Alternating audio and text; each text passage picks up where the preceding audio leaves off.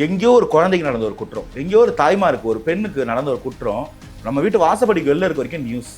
நாளைக்கு நமக்கு அது நடக்காதுன்றதுக்கு என்ன கேரண்டின்னு.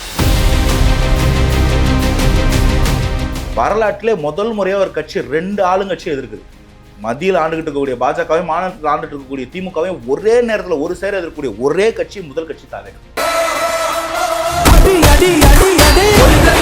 நான் விஜய் சார் ஃபேன் இல்லை, ஆனால் விஜய் சார் ஒரு மாற்றத்தை கொடுக்குறேன்னு வராரு. இந்த 2 கட்சிக்கும் அதுக்கான திராணி இல்லை, அதுக்கான தகுதி இல்லை அப்படின்னு மாற்றி ஓட்டு போட போகிறவங்க அவங்க தான் நீங்கள் சொல்லக்கூடிய நடுநிலையாளர்கள், the neutral voters and the swing voters. தாவேக்கான ஒரு ஃபோர்ஸ் வராமல் இருந்திருந்தா அந்த மொத்த ஓட்டும் பாஜக போயிருக்கும், இன்னைக்கு வந்திருந்திருக்கும் பாஜக உள்ள.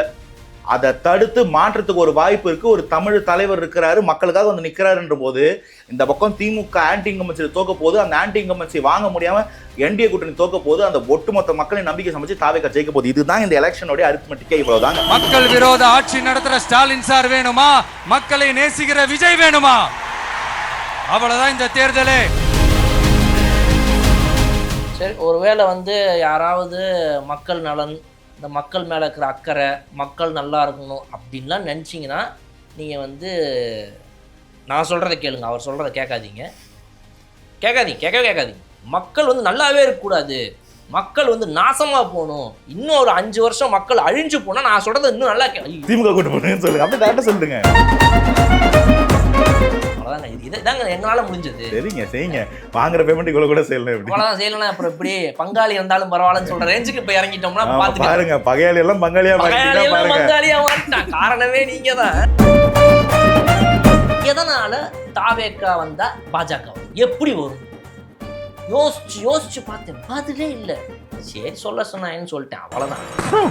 மக்கள்கிட்ட ஒரு நிமிஷம் பேசுங்க தயவு செய்து. ப்ளீஸ் சொல்லுங்க.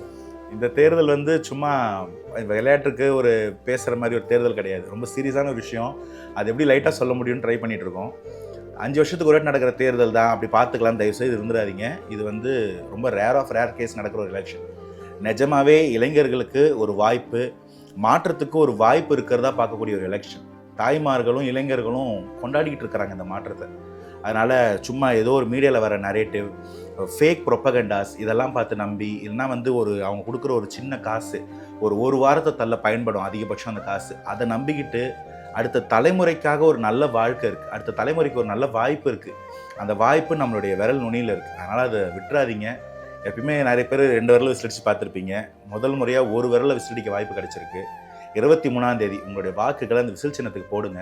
மே 4ஆம் தேதியிலேருந்து கண்டிப்பாக எல்லோரும் நல்லா இருப்போம். இந்த ஒரு வாய்ப்பை தவறிடாதீங்க. வாய்ப்பு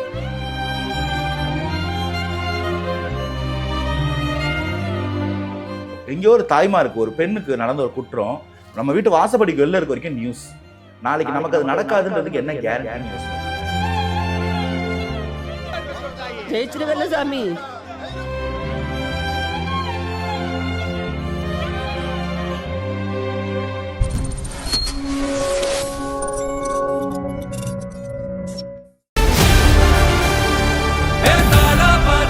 மக்களுக்கு நல்லது பண்றதுக்கு அரசியலுக்கு வாங்கடா, கொள்ளை அடிக்கிறது கொலை பண்றதுக்கு கூட அரசியலுக்கு.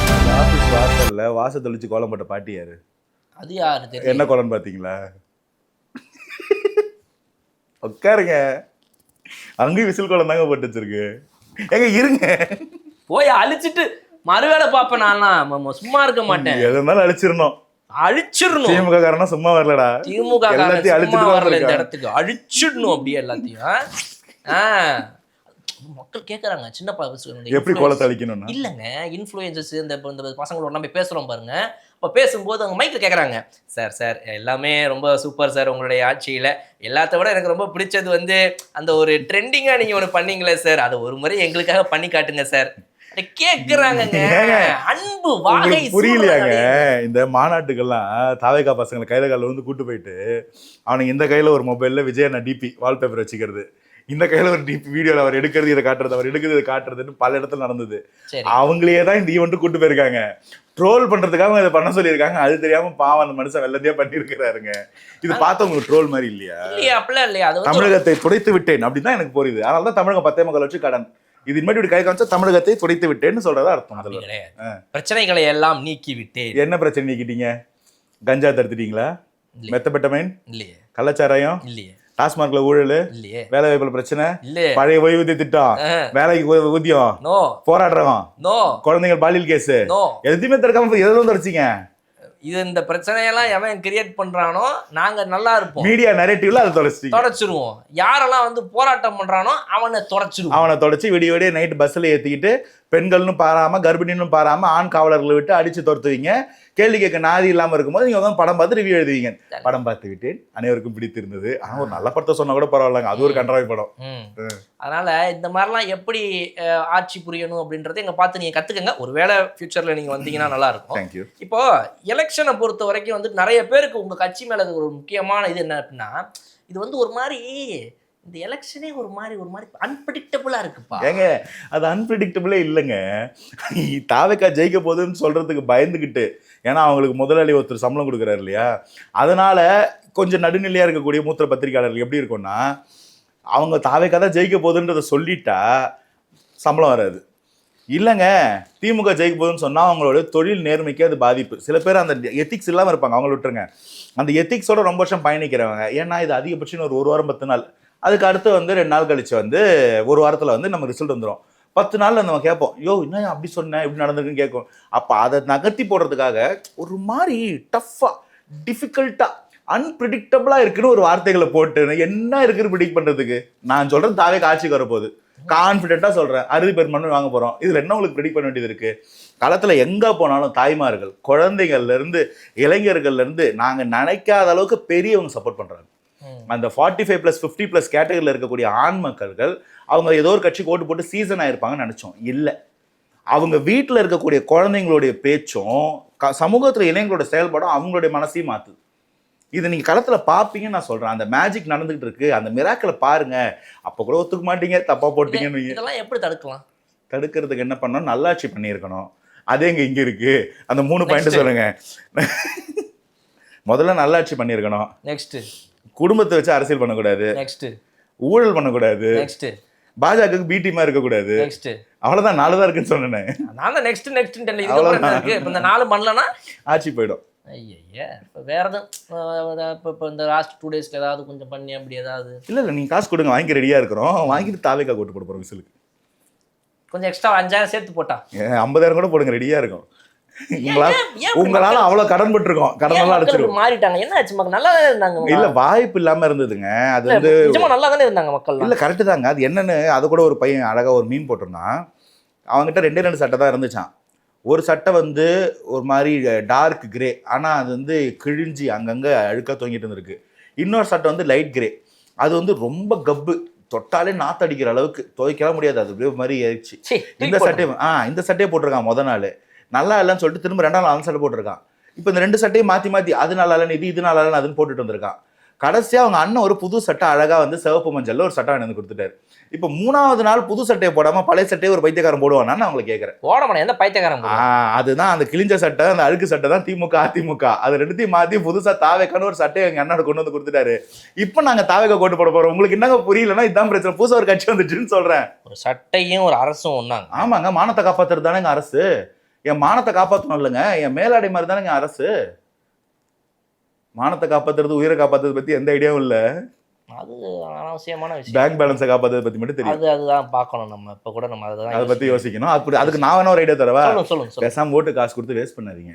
ஏன்னா நீங்க கொடுத்தீங்கன்னா வாங்கிட்டு விசில் போட போறேன்றாங்க. அந்த காசை மிச்சப்படுத்திக்கங்க. இதுக்கு முன்னாடி இந்த மாதிரி நடந்தது கிடையாது. நீங்க சொல்றது புதுசா இருக்கு. இதுக்கு முன்னாடி இது மாதிரி நடந்தது கிடையாது, பல முறை நடந்திருக்கு. ஆனா இதுதான் ஃபர்ஸ்ட்.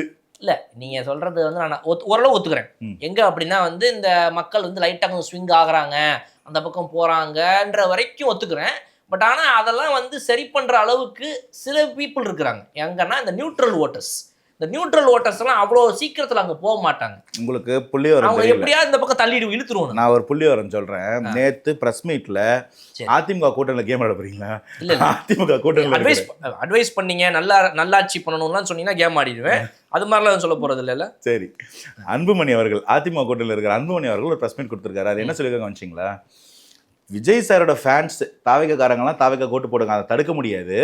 ஆனால் விஜய் சாருக்கு ஆதரவாக ஓட்டு போடலான்னு யோசிச்சிருக்கேன். நீங்கள் எல்லாம் விஜய்க்கு போடாதீங்க, தாவேக்கா போடாதீங்க, எங்களுக்கு போடுங்கன்னு கேட்டிருக்காரு. அது யாரை பற்றி சொல்கிறாரு தெரியுதா? அவர் விஜய் சார் ஆதரவுன்னு குறிப்பிடுறவங்க நடுநிலையாளர்கள். நான் வந்து விஜய் சார் ஃபேன் இல்லை, ஆனால் விஜய் சார் ஒரு மாற்றத்தை கொடுக்குறேன்னு வராரு. இந்த 2 கட்சிக்கும் அதுக்கான திராணி இல்லை, அதுக்கான தகுதி இல்லை அப்படின்னு மாற்றி ஓட்டு போட போகிறவங்க அவங்க தான் நீங்கள் சொல்லக்கூடிய நடுநிலையாளர்கள், the neutral voters and the swing voters. அதுவே தாவேக்காவுடைய ஃபேவராக மாறி தாவேக்காவுக்கு ஒரு பெரிய எட்ஜு கொடுத்துக்கிட்டு இருக்குன்றதான் கலை யதார்த்தம். இதை பேசாமல் சொல்லாமல் பொய் சொல்லி ஒரு நரேஷனை ஃபிக்ஸ் பண்ணி கொண்டு போய் மீடியா வச்சு வேலை பார்க்குறீங்க. அதனால தான் ஒவ்வொரு மீடியா ஒரு நரேஷன் செட் பண்ணுறான். அவன் வாங்கின காசுக்கு, வாங்கின கட்சி கொடுத்த காசுக்கு விசுவாசமாக ஒரு பொய் நரேஷனை பண்ணிட்டு இருக்கான். உங்களுக்கு நிஜமாக சொல்கிறேன், மக்களோட சர்வே என்னன்னு தெரிஞ்சுக்கணும்னு ஆசைப்பட்டீங்கன்னா 3 ஸ்டெப்பு சொல்கிறேன். 1, இந்த ப்ரீ போலில் சர்வே எடுக்கிறத பாருங்கள். அதை வந்து கட்சி சேனல்ஸ் எடுத்து ஒரு பக்கம் வச்சுருங்க. அது வந்து பேஸ். அதில் இருக்க பொய்யை எக்ஸ்போஸ் பண்ணுறதுக்கு உங்கள் வீட்டில் இருக்கக்கூடிய குழந்தைங்க, சொந்தக்காரங்க, உங்கள் அக்கத்து பக்கத்து வீட்டுக்காரங்க, மேல் வீட்டு கீழ் வீட்டுக்காரங்க, அக்கா அண்ணா, இவங்க கிட்ட போய் ஒரு நாள் பேசுங்க. எலெக்ஷனுக்கு கேம்பெயின் நடுவில் ஒரு நாள் லீவ் இருக்குல்ல, செவ்வாய் புதன்கிழமை, அன்றைக்கி போய் பேசுங்க. என்ன பண்ணலாம், எது மாற்றமாக இருக்கும் நீங்கள் நினைக்கிறீன்னு கேளுங்க. அவங்க வார்த்தையை கேட்டு நீங்கள் முடிவு பண்ணுங்கள். எங்கே போது ஒட்டுமொத்த ஓட்டுன்னு. நம்ம அரசியல் பேசாமல் இருக்கிறதா தான் இந்த மீடியாக்களை பேசி ஏமாற்றிட்டு இருக்கான். நம்ம பேசுவோம். உங்கள் வீட்டில் உங்கள் சொந்தக்காரங்களுக்கு ஃபோன் போட்டு ஒரு 5 நிமிஷம் பேசுங்க. எல்லாருக்கூடையும் பேசுங்க. எல்லாரும் வாட்ஸ்அப் குரூப் வச்சிருக்கோம், ஃபேமிலி குரூப், அதில் பேசுங்க. அக்கத்து பக்கத்து வீட்டுக்காரங்கிட்ட பேசுங்க, ஃப்ரெண்ட்ஸ் கிட்ட பேசுங்க. முதல் விஷயங்களுக்கு புரியும். 2வது, இந்த வாட்டி போஸ்டல் பேலட்ஸ், மக்கள் போடக்கூடிய தபால் ஓட்டுகளும் அரசு அதிகாரிகள் போடக்கூடிய ஓட்டுகளும் யாருக்கு போட்டிருக்காங்கன்னு உங்களோட சொந்தக்காரங்க யாராவது இருந்தாலும் போய் கேளுங்க. அவங்க யாருக்கு போட்டதா அவங்க ஃப்ரெண்ட்ஸ்லாம் சொன்னாங்கன்னு போய் கேளுங்க. இது எல்லாத்தையும் தாண்டி தனியாக உட்காந்து ஒரு 5 நிமிஷம் உங்கள் மனசாட்சிப்படி யோசிங்க. இந்த திமுக ஆட்சியில் நம்ம கெயின் பண்ணது என்ன, லூஸ் பண்ணது என்ன? எங்கேயோ ஒரு குழந்தைக்கு நடந்த ஒரு குற்றம், எங்கேயோ ஒரு தாய்மாருக்கு, ஒரு பெண்ணுக்கு நடந்த ஒரு குற்றம் நம்ம வீட்டு வாசப்படிக்கு வெளில இருக்க வரைக்கும் நியூஸ். நாளைக்கு நமக்கு அது நடக்காதுன்றதுக்கு என்ன கேரண்டின்னு யோசிங்க. 21க்கும் 26க்கும் நடுவில் உங்கள் லைஃப் என்ன பெட்டர் ஆச்சுன்னு யோசிங்க. 2 இலக்கத்தில் தமிழ்நாடு வளர்ந்துன்னு சொன்னாங்களே, அந்த இலக்கம் உங்களுக்கு அந்த டிரான்ஸ்ஃபர் ஆச்சான்னு யோசிங்க. ஆனால் மந்திரிகளுடைய வளர்ச்சி மட்டும் 11 இலக்கத்திலே வளர்ந்துருக்கே, அது எப்படின்னு யோசிங்க. ஏன் தமிழகத்துக்கு என்ன பிளானுமே இல்லை. படிப்பும் சரி, எஜுகேஷனும் சரி, ஹையர் எஜுகேஷனும் சரி, அதுக்கான கடனும் சரி, படித்து முடிச்சுட்டு அந்த வேலைக்கும் சரி, எதுக்குமே பிளான் இல்லாமல் எப்படி இருக்க முடியும் சொல்லுங்கள். ஒரு ஸ்கூல் குழந்தை படிக்கும்போது ட்ராப் அவுட் ஆகக்கூடாதுன்னு ஒரு திட்டம் வச்சுருக்கோம். ஸ்கூல்லேருந்து காலேஜ் போகும்போது அவனுக்கு பிணை இல்லாத வட்டி இல்லாத கடன் ஒரு திட்டம் வச்சுருக்கோம். அவன் படிக்கிறதுக்கு தேவையான ஏஐக்கு ஒரு திட்டம் வச்சுருக்கிறோம். படித்து முடிச்சோன்னா வேலைக்கு இன்டர்ன்ஷிப் வச்சுருக்கோம். வேலை கிடைக்காத வரைக்கும் ஸ்டைஃபண்ட் ஒன்று வச்சுருக்கோம்.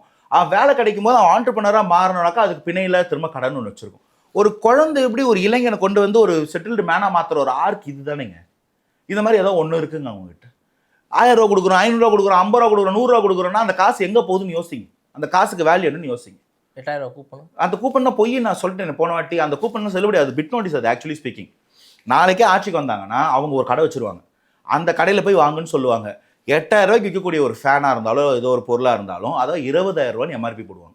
ஆனால் நீங்கள் அந்த கடையில் தான் வாங்க, வேறு கடையில் வாங்க முடியாது. அது தரமாகவும் இருக்க போகிறது கிடையாது. அப்போ என்ன பண்ணுவாங்க, அந்த 8000 ரூபாய் நீங்கள் உள்ளே போட்டுன்னு அந்த 8000 ரூபா பொருளுக்கு மீறி 12,000 ரூபா கொடுன்னு கேட்பாங்க. அதில் வரக்கூடிய அபரிவிதமான லாபத்தை கட்சியும் ஆட்சியும் கடையும் பங்கு போட்டுக்குவாங்க. இவங்களை வளப்படுத்துறதுக்காக நம்ம வந்திருக்கோம். வாங்கி வச்சாலும் அதுக்கு சர்வீஸ் இருக்காது, வாரண்டி இருக்காது, 10 நாள் ஓடும், நீ போயிடுறோம். நிஜமாக இதுதான் நடக்க போகுது. வாழ்வாதாரத்தை முன்னேற்றி கொடுங்க, அவனுக்கு வேண்டியதான் வாங்கிட்டோன்ற. நான் அதை ஏன் பண்ண மாட்டீங்க, அதை பற்றி யோசிக்க மாட்டீங்க, அதை பற்றி யார் எப்போ கேட்க போகிறாங்க நான் சொல்கிறேன். 10 பைசா பிரயோஜனம் கிடையாதுங்க அவங்க கொடுக்க போகிற பொருள்லாம். நிறைய பார்த்தாச்சு. அவங்க கொடுக்குற ஒரு கரும்பே வாயில் வைக்க முடியாது. பொங்கலுக்கு கொடுத்தாங்களே ஒரு வாட்டி வெள்ளம், ஞாபகம் இருக்கா? அந்த வெள்ளத்தில் புழு நெளிஞ்சது. அது மாதிரி தான் இருக்க போகுது நீங்கள் சொல்கிற பொருளும். அதனால் இந்த மாதிரி மக்களுக்கு அடிப்படையில் மாற்றம் கொடுக்காம, மக்கள் வாழ்வாதாரத்தை ஏற்றாமல், தனியாக நின்று போராட திராணி இல்லாமல், கள்ள கூட்டணி அமைச்சுக்கிட்டு, பாஜக திமுக கள்ள கூட்டணி, திமுக நாம் தமிழ் கள்ள கூட்டணினா இது என்ன லாஜிக் எனக்கு புரியவே இல்லையே. எப்படி எல்லாமே ஒரே மாதிரி இருப்பீங்க, ஒரே மாதிரி எல்லாம் சேர்ந்து தாவைக்க எதிர்ப்பீங்க? தட் இஸ் சம்திங் ஃபிஷி இல்லை. அதான் நாங்கள் சொல்கிறோம். ஏன்னா ஒட்டுமொத்தம் மக்கள் ஒரு பக்கம் இருக்கிறாங்க. இந்த மக்கள், வஞ்சிக்கப்பட்ட மக்கள், வஞ்சித்த கட்சிகளை ஓரங்கட்ட போகிற தேர்தல் தான் இந்த 2026 தேர்தல் நான் சொல்லிட்டு இருக்கேன். That is what the miracle is going to be. But ஆனால் இதில் ஒரு பிரச்சனை இருக்குது இதில் மக்களுக்கு. இப்போ நீங்கள் வந்தீங்கன்னா ஒரு பிரச்சனை இருக்குல்ல, உங்கள் மூலமாக பாஜக உள்ளே வந்துருமே. எப்படி வரும்? பாஜகவை கொள்கை எதிரியாக அறிவிச்சிருக்கக்கூடிய ஒரே கட்சி தமிழக வெற்றி கழகம் மட்டும்தான். ஆனால் நீங்கள் வந்துட்டா பாஜக உள்ளே வந்துருமே. பாஜக உள்ள வராதுங்க. பாஜகவுக்கு கடைசியாக ஒரு வாய்ப்பு இருந்தது, அதை திமுக உருவாக்குனது. தமிழகத்தில் திமுகக்கு எதிரி பாஜகன்னு இல்லாத பாஜகவை சொல்லி சொல்லி வர வச்சது திமுக. 2019 தேர்தலில் 3% இருந்த ஒரு கட்சிங்க. 2021 தேர்தலில் அஇஅதிமுக கூட கூட்டணி வச்ச ஒரே காரணத்தால் 4 எம்எல்ஏ ஜெயிச்சவங்க. 2024 தேர்தலில் தனியாக கூட்டணி அமைச்சு எப்படிங்க 18% வந்தாங்க? யோசிச்சு பார்த்தீங்களா யாராவது? என்ன அந்த கேப்பில் 4 வருஷத்தில் மோடி அவர்கள் வந்து பெரிய இந்த ஆட்சி கொடுத்து நம்ம எல்லாருக்கும் 15 லட்சம் அக்கௌண்ட்டில் போட்டாரா என்ன? எப்படி வந்து அந்த 3 to 18% யோசிச்சிங்களா யாராவது? திமுக இவங்க தான் எதிரின்னு சொல்லி திமுகக்கு எதிராக இருக்கக்கூடிய ஆன்டி இன்கம்பன்சி ஓட்டுகளை பாஜக பக்கம் டேக் டைவர்ஷன் போட்டு டீரூட் பண்ணி அமிச்சாங்க. இப்ப இருக்கக்கூடிய ஆன்டி இன்கம்பன்சி 60-70% மேல இருக்கு திமுக எதிரான எதிராளி. தாவேக்கான ஒரு ஃபோர்ஸ் வராம இருந்திருந்தா அந்த மொத்த ஓட்டும் பாஜக போயிருக்கும், இன்னைக்கு வந்திருந்திருக்கும் பாஜக உள்ள. அதை தடுத்து மாற்றத்துக்கு ஒரு வாய்ப்பு இருக்கு. ஒரு தமிழ் தலைவர் இருக்கிறாரு, மக்களுக்காக வந்து நிக்கிறாருன்ற போது இந்த பக்கம் திமுக ஆன்டி இன்கம்பன்சி தோக்க போது, அந்த ஆன்டி இன்கம்பன்சி வாங்க முடியாம என்டிஏ கூட்டணி தோக்க போது, அந்த ஒட்டுமொத்த மக்களின் நம்பிக்கை சமைச்சு தாவேக்கா ஜெயிக்க போகுது. இதுதான் இந்த எலெக்ஷனோட அரித்மெட்டிக்கே, இவ்வளவுதாங்க. சும்மா நீங்க என்கிட்ட கேளுங்களேன், எப்படி பாஜக தாவேக்கா வந்தா உள்ள வரும்னு கேளுங்களேன். நீங்க சும்மா சரி சொல்லுங்க, பாஜக எப்படி உள்ள வரும் தாவேக்கா வந்தா? ஒரு நரேஷன் சொல்றீங்கல்ல, தெரியலையே. அப்படி ஒண்ணு இல்லைங்க. அப்படி சொன்னாக்கே சொல்றேன். சொல்லிட்டீங்களா? இதான் அதுக்கு பதில், இதையும் அங்க சொல்லிடுங்க. நிஜமா எனக்கு தெரியாதுங்க. அப்படி ஒண்ணு முடியாதுங்க. நான் யோசிச்சு பார்த்தேன். சரி என்ன சொல்றாங்களே, சொல்லிடலாமா? யோசிக்க மாட்டோம், சொன்னா அப்படியே சொல்லிடுவோம்னு வச்சுக்கோங்க, அடுத்த விஷயம். இருந்தாலும் யோசிச்சு பார்த்தேன் நான், எதனால தாவேக்கா வந்தா பாஜக வரும், எப்படி வரும் யோசிச்சு பார்த்தேன். பதிலே இல்லை. சரி சொல்ல சொன்னாங்கன்னு சொல்லிட்டேன், அவ்வளவுதான். அதான் உங்ககிட்ட கேட்டு பார்த்தேன். இல்ல திமுக வந்தா பாஜக வந்துடும், அதான் உண்மை. ஏன்னா திமுக ஒரு லிங்க் சொல்லுங்களேன், தாவேக்காவுக்கும் பாஜகவுக்கும் இப்படி ஒரு லிங்க் இருக்குப்பா, இது வந்தா இப்படிதான் அப்படி வரும், ஏதாவது ஒண்ணு சொல்லுங்க. நான் அடுத்த இல்ல, எனக்கு தாவேக்காக்கு இல்ல, அதனால அது சொல்ல முடியாது. திமுக இருக்கு. நான் சொல்றேன், 1999 தமிழகத்துக்குள்ள பாஜக ரத்தன கமலம் விரிச்சு கூட்டிட்டு வந்தது திமுக. 2002 கோத்ரா ரயில் இருப்பு வழக்கு, பெஸ்ட் பேக்கரி கேஸ் போராட்டாங்க, கலவரம் நடக்கும்போது திமுகக்கு சப்போர்ட் பண்ணி, பாஜகவுக்கு சப்போர்ட் பண்ணி இங்க பேசினது திமுக. ஆர்எஸ்எஸ் வந்து தீகா போன்ற ஒரு அமைப்பு தான் சொன்னது கலைஞர் அவர்கள். அன்னைக்கு இருந்த வாஜ்பாய் அவர்கள் நல்ல தலைவர்னு சொன்னது கலைஞர் அவர்கள். அந்த இடத்துல நடந்த கலவரத்துக்கு சமாதானமா வந்து முதல் வரிசையில திமுக காரங்க நின்று தான் அந்த பேரணி நடத்தினாங்க. இது எல்லாமும் ராமர் கோயில் இடிப்புக்கு அப்புறமா நடந்தது. இப்ப சொல்லுங்க, அது யாரு வந்தா பாஜக உள்ள வரும்? அதே மாதிரி 2021 திமுக வந்ததுக்கு அப்புறம் தான் தமிழகத்துல புதுசா பிரச்சனை வருது. அது வரைக்கும் நாள் நம்ம அமைதியா இருந்தோம் இல்லையா? எப்படி திடீர்னு கோயம்புத்தூர்ல குண்டு வெடிக்குது, என்ன ஏன் உள்ள வரான்? நேஷனல் இன்வெஸ்டிகேஷன் ஏஜென்சி வந்து அது பாம் பிளாஸ்ட், இவங்க கேஸ் வெடிச்சது நாங்க அவன் பாம் பிளாஸ்ட் தான் சொல்லி 4 பேர் அரெஸ்ட் பண்ணி வச்சிருக்கிறான். எப்படி சம்மந்தம் இல்லாமல் திருப்பரங்குன்றம் கோயிலில் பிரச்சனை வருது? ஏன் திடீர்னு மேல்பாதியில் கோயிலில் பிரச்சனை வருது? இந்த பிரச்சனைலாம் யார் அடியில் தூண்டி விடுறா? இந்த கேள்வி யோசிச்சு பாருங்க. யார் பண்ணா பாஜக உள்ள வரும்னு தெரியும். எப்படி 3% இந்த பாஜக 12%க்கு தனியா கூட்டணியே இல்லாமல் 12% வந்தாங்கன்னா, அதிமுக போல ஒரு பெரிய கட்சி இல்லாமல் அவங்க ஒரு கூட்டணி அமைச்சு வராங்க, எப்படி நடக்கும்? அது ஆட்டோமேட்டிக்கா. அதுதான் இப்ப சொல்லுங்க, யார் உள்ள வந்தா யாரால பாஜக உள்ள வரும்? அப்ப நீங்க சொல்றதெல்லாம் பார்த்தா, நீங்க வராம இருந்தீங்கன்னா இந்த எலெக்ஷன்ல வந்து பாஜக ஏதாவது ஒண்ணு பண்ணி 25% எல்லாம் கூட அடிச்சிருக்கும் போல இருக்கு. அப்படிதான் இருந்துச்சு, மேல இருந்துச்சு. எப்படி இருந்துச்சுன்னா, அந்த 24 தேர்தலுக்கு அப்புறமா பெரிய நம்பர் ஆஃப் சீட்ஸ் வாங்குறதா பாஜக ஒரு டாக் இருந்துச்சு. நீங்க நிறைய இடத்துல கேள்விப்பட்டிருக்கலாம். 60 சீட் 70 சீட் 80 சீட்லாம் கெயின் பண்ண போறாங்க. ஏன்னா அவங்க வந்து எம்பி எலெக்ஷன்ல பல தொகுதிகளில் ஆல்மோஸ்ட் 15 to 18 சீட்ஸ் நினைக்கிறேன் எம்பி சீட்ஸ்ல தேவர் அட் செகண்ட் பிளேஸ். அப்போ அதை நீங்கள் வந்து எம்எல்ஏ சீட்ஸை கன்வெர்ட் பண்ணி பார்த்தீங்கன்னா that is a huge number. ஒரு 75-80 சீட்டுக்கு மேலே. அந்த 75-80 சீட்டையும் நம்ம வாங்குறோம், அங்கே நம்ம நிற்கிற எந்த அலையன்ஸாக இருந்தாலும் முடிவு பண்ணி வச்சிருந்ததா ஒரு பேச்சப்போ இருந்துச்சு. எவ்வளோ தூரத்துக்கு உண்மைன்னு தெரியல, நானும் பத்திரிகையில் படித்தது. ஆனால் இன்னைக்கு அவங்க 20-25 சீட்டில் முடங்குறாங்க அப்படின்னா that is because of the fear created by a new state party which opposes BJP and DMK together. வரலாற்றிலே முதல் முறையாக ஒரு கட்சி 2 ஆளுங்கட்சி எதிர்க்குது. மத்தியில் ஆண்டுகிட்டு இருக்கக்கூடிய பாஜகவையும் மாநிலத்தில் ஆண்டுகிட்டு இருக்கக்கூடிய திமுகவையும் ஒரே நேரத்தில் ஒரு சேர எதிர்க்கக்கூடிய ஒரே கட்சி முதல் கட்சி தாவேக்கா. அப்படி ஒரு கட்சி லீடர் விஜய் சார். இந்த மாதிரி ஒரு ஆள் சொல்லுங்க வரலாற்றில். ஒன்று ஸ்டேட்டில் இணக்கமாக இருப்பாங்களா, சென்ட்ரல் இணக்கமாக இருப்பாங்க, 2 பேரும் நெத்தி நிற்கிறோம். எங்களுக்கு மடியில் காணம் இல்லை, அதனால் வழியில் பயம் இல்லை. இந்த தேர்தல் அது மக்கள் புரிஞ்சிருக்கும். அதை நீங்கள் போலிங் அன்னைக்கு பாருங்கள், உங்கள் ஃபேக் நேரட்டிவ்ஸ்லாம் மக்கள் தூத்துல உடைக்க போகிறத பாருங்கள். சரி, ஒருவேளை வந்து யாராவது மக்கள் நலன், இந்த மக்கள் மேலே இருக்கிற அக்கறை, மக்கள் நல்லா இருக்கணும் அப்படின்லாம் நினச்சிங்கன்னா நீங்கள் வந்து நான் சொல்கிறத கேளுங்க, அவர் சொல்கிறத கேட்காதீங்க. கேட்காதீங்க. மக்கள் வந்து நல்லாவே இருக்கக்கூடாது, மக்கள் வந்து நாசமாக போகணும், இன்னும் ஒரு 5 வருஷம் மக்கள் அழிஞ்சு போனால் நான் சொல்கிறத இன்னும் நல்லா திமுக கூட்டு போகணுன்னு சொல்லுங்க. அப்படி டேரக்டாக சொல்லுங்க. அப்படிங்கிற தப்பா சொல்லிட்டேன். மறுபடியும் போலாம். நான் சொன்னதை மன்னிச்சிருங்க. மக்கள் நலனுக்கு நாங்க தான் இருக்கோம். இதுல ஒரு டியூட்டி சொல்லவா, இப்பயும் சுத்திட்டு வந்து எடிட்டிங் டீம்ல யாராவது ஒரு தாவேக்காரன் நல்லவா இருப்பான், இதை சேர்த்து போட்டுருவாங்க, பிச்சு விடுவோம். யாரு இங்க தாவேக்காலாம் இந்த ஆபீஸுக்குள்ள அந்த போஸ்டர் உள்ள அந்த கதை என்னன்னு போய் முதல்ல கேட்டுவாங்க. வாசல விசில் கோலம் போட்ட பாட்டி என்னன்னு கேட்டுவாங்க. அந்த போஸ்டர் எதுக்கு அப்படின்னா, இப்ப சொல்றேன் பாருங்க, ஆரம்பத்துல சொல்லல, அவங்க மனசு வருத்தப்படுமே. என் கட்சி, என் ஆபீஸ்ல மட்டுமே வந்து ஒரு 17 பேர், அவ்வளவு பேர் இல்ல இருந்தாலும் சும்மா சொல்றேன், 17 பேர் ஓட்டு போட போறாங்க திமுகவுக்கு. அதனால ஆசையா வச்சிருக்காங்க. செவுத்துல ஓட்டலாம்னாங்க. நான் என்ன செவுத்துல ஏன்டா ஓட்டுறீங்க, பச்சை நெஞ்சில ஓட்டுங்கடா, பச்சை குத்திக்கிங்க. பச்சை குத்துங்கடான்னு சொல்லி வச்சிருக்கிறேன். அதெல்லாம் பச்சை சட்டை போட்டிருக்கீங்களோ? ஆமா, குத்திருவோமா? பச்சை பச்சையா போய் பேசுவேன். குத்திருவோமா? அதனால பச்சை சட்டை போட்டுருக்கேன் நான். ரைட்டா? அதனால வந்துட்டு மக்கள் நலன் நல்லா இருக்கணும் அப்படின்லாம் நினைச்சீங்க அப்படின்னா தேவையில்லாம ஏதாவது இந்த மக்கள் வந்து சூப்பரா இருக்கணும், சூப்பரா இருக்கணும், வாழ்க்கையில் நல்லா இருக்கணும், அடுத்த 5 வருஷம் நிம்மதியா இருக்கணும், எங்கேயுமே ஏமாறக்கூடாது அப்படின்னா நினைச்சீங்கன்னா இவர் பேசுறது தேவையில்லாம டைம் கேட்டு வேஸ்ட் பண்ணிக்கோங்க. இல்ல மக்கள் நாசமா தான் போகணும், எனக்கு அதுதான் பிடிக்கும், எனக்கு ஒரு பயம் உருப்படக்கூடாது, போய் நின்னா ஒரு கவர்மெண்ட் ஆஃபீஸில் வந்து யாருமே மதிக்க கூடாது, ஆன்லைனில் அப்ளிகேஷன் ஃபார்ம் பண்ணால் அந்த ஆன்லைன் அப்ளிகேஷனை கேன்சல் பண்ணிட்டு நேரில் வாடான்னு சொல்லி ஏஜென்ட் மூலமாக காசு வாங்கணும், என்ன எல்லா இடத்துலையும் ஏமாற்றணும் அப்படின்ற அந்த மாதிரி நல்ல எண்ணங்கள் மட்டும் உங்களுக்கு இருந்துச்சுன்னா அடுத்த 5 வருஷம் ஏமாறுறதுக்கு தயாராக இருந்தீங்கன்னா என் பேச்சை கேளுங்க, சொல்கிற இடத்துக்கு ஓட்டு போடுங்க, நல்லா இருப்பீங்க எல்லாம் சூப்பராக. அவ்வளோதாங்க. இதாங்க எங்களால் முடிஞ்சது. சரிங்க, செய்யுங்க. வாங்குற பேமெண்ட் இவ்வளோ கூட செய்யலாம். எப்படி அவ்வளோதான் செய்யலாம். அப்புறம் இப்படி பங்காளி இருந்தாலும் பரவாயில்லன்னு சொல்ற ரேஞ்சுக்கு இப்போ இறங்கிட்டோம்னா பாருங்க, பகையாளி எல்லாம் பங்காளியா மாறிட்டான். காரணமே நீங்க தான் இவ்வளவு சம்பவத்தை பண்ணிருக்கீங்க. ரைட்டு, இந்த எலெக்ஷன் முடிஞ்சதுக்கு அப்புறமா மீண்டும் நம்ம பேசுவோம். அப்போ வந்துட்டு நீங்க இதை விட இன்னும் போன இன்டர்வியூட இப்போ இந்த இன்டர்வியூ கொஞ்சம் எக்ஸ்ட்ரா கான்ஃபிடென்ட்டா வந்திருக்க மாதிரி இருக்கு. இந்த பாண்டிச்சேரி டர்ன் அவுட், அப்புறம் வந்து இந்த போஸ்டல் நாங்க களத்துல பேசுறோம் இல்லையா, மக்கள் அதுவும் தாய்மார்கள் கொண்டாடுற ஒண்ணு இருக்கு இல்லையா, கொண்டாடுவாங்க. திமுக வந்து ஓட்டு போறேன்னு சொல்லிட்டு போறாங்க. சொல்லுவான் எல்லாம் சொல்லுவான். தண்ணியை ஊத்தி கோலத்தை அழிக்கிறோம், எவனாவது குறுக்க வந்தா பண்ணி முட்டிக்கிறோம். எலெக்ஷன் ஓட்டு போட்டதுக்கு அப்புறமா திரும்ப பேசுவோம் 2 பேரும். மக்கள்கிட்ட ஒரு நிமிஷம் பேசிக்கிறேன். தயவு செய்து ப்ளீஸ் சொல்லுங்க. இந்த தேர்தல் வந்து சும்மா விளையாட்டுக்கு ஒரு பேசுகிற மாதிரி ஒரு தேர்தல் கிடையாது. ரொம்ப சீரியஸான ஒரு விஷயம். அது எப்படி லைட்டாக சொல்ல முடியும்னு ட்ரை பண்ணிகிட்டு இருக்கோம். 5 வருஷத்துக்கு ஒரு நடக்கிற தேர்தல் தான், அப்படி பார்த்துக்கலாம், தயவுசெய்து இருந்துடாதீங்க. இது வந்து ரொம்ப ரேர் கேஸ் நடக்கிற ஒரு எலெக்ஷன். நிஜமாவே இளைஞர்களுக்கு ஒரு வாய்ப்பு, மாற்றத்துக்கு ஒரு வாய்ப்பு இருக்கிறதா பார்க்கக்கூடிய ஒரு எலெக்ஷன். தாய்மார்களும் இளைஞர்களும் கொண்டாடிக்கிட்டு இருக்கிறாங்க இந்த மாற்றத்தை. அதனால் சும்மா ஏதோ ஒரு மீடியாவில் வர நரேட்டிவ், ஃபேக் ப்ரொப்பகண்டாஸ் இதெல்லாம் பார்த்து நம்பி, இல்லைனா வந்து அவங்க கொடுக்குற ஒரு சின்ன காசு ஒரு வாரத்தை தள்ள பயன்படும் அதிகபட்சம் அந்த காசு, அதை நம்பிக்கிட்டு அடுத்த தலைமுறைக்காக ஒரு நல்ல வாழ்க்கை இருக்குது, அடுத்த தலைமுறைக்கு ஒரு நல்ல வாய்ப்பு இருக்குது, அந்த வாய்ப்பு நம்மளுடைய விரல் நுனியில் இருக்குது. அதனால் அதை விட்டுறாதீங்க. எப்பயுமே நிறைய பேர் 2 விரலை விசிலடிச்சு பார்த்துருப்பீங்க. முதல் முறையாக ஒரு விரலை விசிலடிக்க வாய்ப்பு கிடச்சிருக்கு. 23ஆம் தேதி உங்களுடைய வாக்குகளை அந்த விசில் சின்னத்துக்கு போடுங்க. மே 4ஆம் தேதியிலேருந்து கண்டிப்பாக எல்லோரும் நல்லா இருப்போம். இந்த ஒரு வாய்ப்பை தவறிடாதீங்க. வாய்ப்பு கொடுங்க.